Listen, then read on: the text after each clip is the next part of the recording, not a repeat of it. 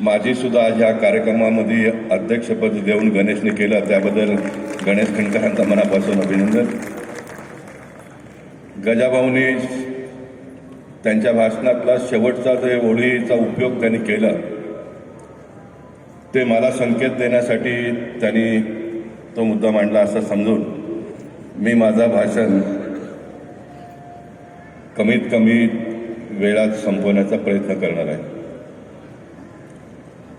रामभाऊंच्या जीवनाबद्दल अनेक महत्त्वपूर्ण गोष्टी माझ्या पूर्ववक्त्याने इथे मांडलेल्या आहे आणि म्हणून त्या सर्व मुद्द्यावर न जाता किंबहुना त्यापेक्षा अनेक मुद्दे इथे बसलेल्या अनेक नागरिकांना जवळून पाहता आलेलं आहे, ते अनुभव करता आलेला आहे आणि म्हणून रामभाऊंच्या जीवनाबद्दल एक वक्त्याला जर आपण लोकांनी उभं केलं तर तो कमीत कमी 2 तास कागद हातात न घेता बोलू शकतो. इतका मोठा काम रामभाऊने या उत्तर मुंबईमध्ये उभं केलेलं आहे आणि फक्त कामच उभं केलं नाही तर त्यांनी त्यांच्या जीवनामध्ये ज्या ज्या कार्यकर्त्यांना घडवलं असे अनेक कार्यकर्ते माझ्या सहित मंचावर अनेक लोक बसले आहेत, मंचाच्या समोर अनेक लोक बसले आहेत. काही लोकांना नगरसेवक आता आला, काही लोकांना आमदार होता आला, तर काही लोक नगरसेवक झाले, परंतु अनेक लोक पक्षाचे पदाधिकारी म्हणून आज समाजामध्ये जे काम करतात त्याच्यामध्ये त्यांचा व्यक्तिगत देशहितासाठी समाजहितासाठी जे काही आहे ते आहेत, परंतु त्यात एक भाग नक्कीच रामभाऊंबरोबर काम केलं असल्यामुळे त्यांच्या आपण सर्वांच्या जीवनामध्ये आहे हे आपण कधीच विसरू शकणार नाही. आणि म्हणून रामभाऊंनी केलेल्या कामाच्या बाबतीत या तो मैं ऐसा कहूँगा कि मैं उनके बहुत नज़दीक से मैंने उनके काम को देखा है और मेरे राजनीतिक जीवन का प्रारंभ भी रामभाऊ के काम और रामभाऊ के व्यवहार से प्रारंभ हुआ है, ऐसा मैं कहूँगा तो अतिशयोक्ति नहीं होगी.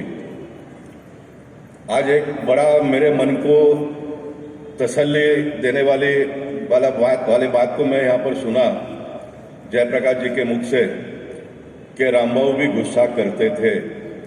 नहीं तो आज तक सबका ऐसा ही मत था कि रामभाऊ कभी गुस्सा नहीं करते थे. ये गोपाल शेट्टी क्यों इतना गुस्सा करता है, ये जो सस्पेंस था वो जयप्रकाश मिश्रा जी ने खोल दिया, इसलिए मैं उनका अभिनंदन करना चाहता हूँ. और एक चेला होने के बनाते रामभाऊ का, रामभाऊ के गुणों का मैं अंगीकार करता हूँ, ये भी आप सबकी समझ में आ गई होगी. लेकिन ये बात को मैं कहते हुए इस बात को भी मैं भूलना नहीं चाहूँगा. रामभाऊ कितना गुस्सा करते थे कि नहीं करते थे, ये बात की बात हो सकती है. लेकिन जब मैं रामभाऊ को पहली बार मिला और जो संवाद मैंने उनके साथ में किया, उनके जगह पे और कोई होता था तो उस समय भी शुक्रवार का वो दिन था और भारतीय जनता पार्टी का पहले माले का कार्यालय फुल भरा हुआ था, क्योंकि रामभाऊ जब बोरेली में आते थे तो बहुत सारे कार्यकर्ता आ जाते थे. तो निश्चित कोई भी नेता जो व्यवहार मैंने किया उसको तुरंत बाहर निकाल दिया होता था.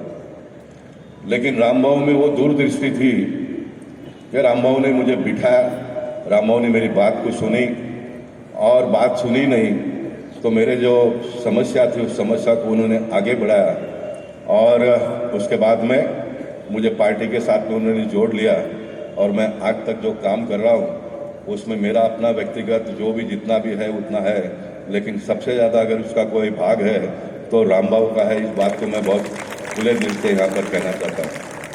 और मेरे स्वभाव के मुताबिक मैं जब रामभाऊ के कार्यालय में सुबह 8 बजे चला जाता था. आज तो कोई कार्यकर्ता आते तो 5 मिनट में काम नहीं हुआ, फिर मेरे कार्यालय में हो, मनीषा ताई का हो, योगेश सागर जी का हो, सुनील राणे जी का हो, जितने भी अमित साटा विद्या ठाकुर यहाँ पर प्रतिनिधि है, तो 5 मिनट में अगर हम उनके ऊपर ध्यान नहीं देंगे तो फिर वो गुस्सा हो जाते हैं. कभी कुछ लोग तो चले भी जाते हैं. लेकिन मैं सवेरे 8 बजे जाकर 1 बजे बैठता था. फिर रामभाऊ का 1 बजे के बाद में मुंबई का और मंत्रालय का काम होता था, वो जाते थे. तो जब मैं उनके सामने खड़ा होता तो रामबाबू मुझे कहते थे कि आपको समझ में नहीं आता है कि मैं इतना सुबह से काम कर रहा हूँ, और ये बात सुनकर मैं वापस चला जाता था। फिर दूसरे दिन